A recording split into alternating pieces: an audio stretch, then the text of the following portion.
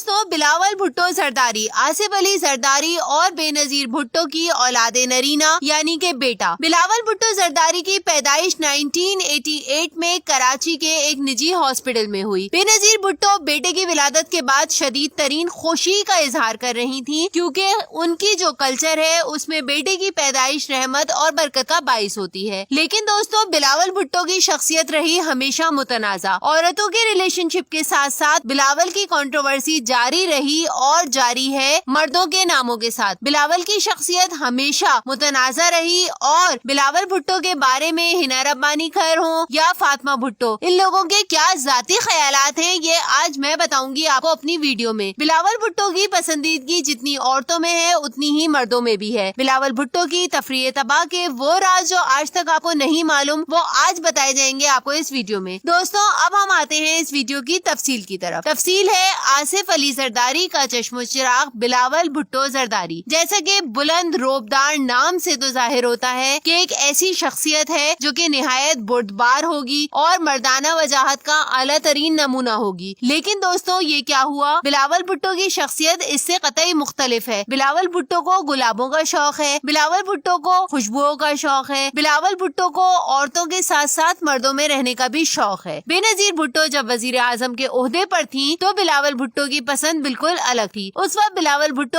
اینک والا جن جیسے ڈرامے نہایت شوق سے دیکھتے تھے۔ یہی وجہ ہے کہ اینک والا جن نامی ڈرامہ سیریل جب ختم ہو گیا تو بے نظیر بھٹو نے پاکستان کے قومی چینل پر اس کو دوبارہ نشر کروایا صرف اور صرف اپنے بیٹے کی خواہش پر۔ جب بلاول بھٹو کالج کی اسٹارٹنگ میں اسٹڈیز کرنے کے لیے انگلینڈ گئے تو بلاول بھٹو کی دوستی ہوئی لڑکیوں سے، لیکن یہ دوستی ایک خاتون کی طرز پر کی گئی دوستی تھی جس میں ہیلوئین کی مختلف تصاویر جو بلاول کی آئی تھی اس میں وہ بھی ایک خوبصورت چڑیل بنے دکھائی دے رہے تھے۔ گویا بلاول بھٹو ذاتی طور پر خود کو مذکر کے بجائے مؤنث کہلوانا اور دیکھنا پسند کرتے ہیں۔ دوستوں بلاول بھٹو کے عہد جوانی کے آغاز کے ساتھ ساتھ ان کی محبت کے چرچے شروع ہوئے ان کی سگی ماموں کی بیٹی فاطمہ بھٹو سے۔ اگرچہ فاطمہ بھٹو کا اور بلاول بھٹو کا عمر کا خاصا فرق ہے لیکن ایک خاندان اور ایک رنگ و نسل ہونے کے لحاظ سے بلاول بھٹو کی جوڑی فاطمہ بھٹو کے ساتھ پسند کی جاتی تھی۔ اس جوڑی کو بلاول بھٹو کی نانی اور بے نظیر بھی پسند کرتی تھی۔ بے نظیر نے ہمیشہ اپنے بھائی کے حوالے سے اور ان کے بچوں کے حوالے سے محبت کا اظہار کیا، لیکن بے نظیر کے ختم ہونے کے ساتھ ہی فاطمہ بھٹو اور بلاول بھٹو کی دوستی کا یہ باب ختم کر دیا گیا